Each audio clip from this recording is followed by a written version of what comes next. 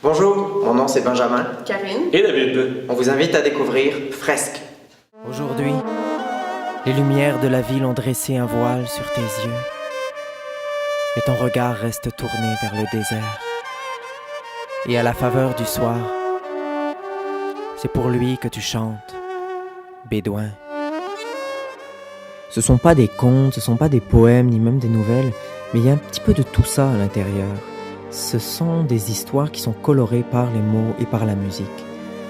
Le texte est finement ciselé, il y a vraiment tout un travail sur les sonorités, sur les rythmes, sur la distorsion de la langue, pour arriver à créer des univers un peu insolites, mais tout va se retrouver dans une histoire qui est compréhensible par tout le monde. Et la musique là-dedans va à la fois illustrer ces univers, mais dialoguer tout le temps aussi avec le texte.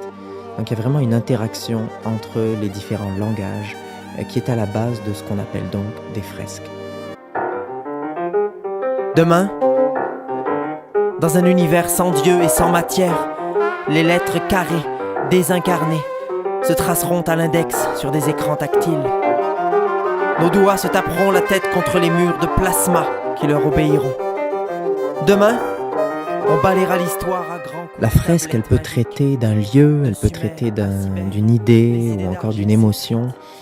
Ce qui est important, c'est que l'histoire qu'on va développer amène les gens à réfléchir, les amène à prendre conscience des grands questionnements de notre temps. Je pense qu'en tant qu'artiste, on doit se positionner par rapport à ça. C'est important de le faire.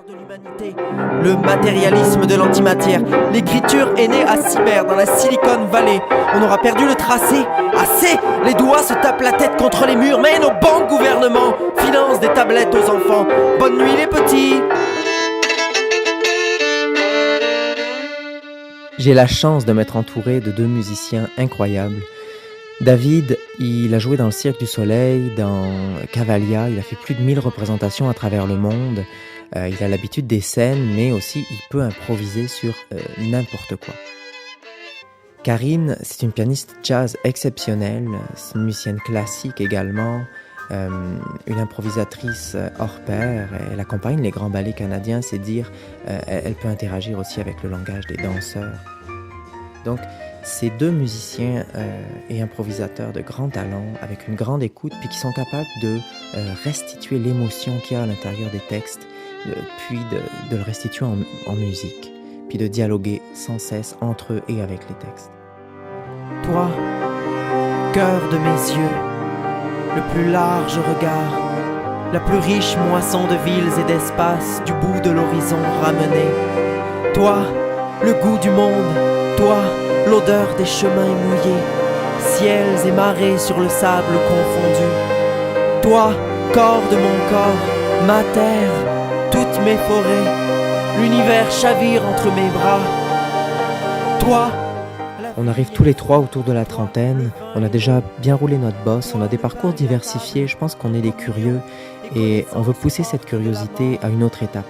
On se rend compte que la poésie, la musique, ce sont des armes, ce sont de belles armes qu'on veut amener partout avec nous dans la francophonie, autour d'un spectacle qu'on veut créer puis monter.